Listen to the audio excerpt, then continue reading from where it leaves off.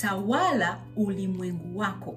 Je, kama mtoto wa Mungu, unatawala vipi ulimwengu wako? Hicho ndo kitu ambacho tutakwenda kujifunza leo. Kwa hiyo kana mimi tujifunze neno. Tutasoma kitabu cha Warumi 8 mstari ule wa 37. Unasema, lakini katika mambo hayo yote tunashinda na zaidi ya kushinda. Mungu amekupa utawala na mamlaka. Mamlaka ya kubadilisha mwelekeo wa matukio duniani kwa kutumia jina la Yesu.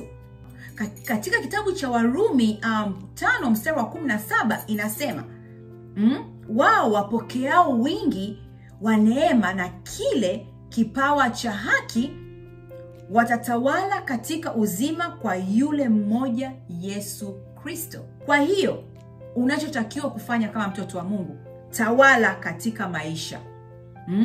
Na tawala juu ya hali zote.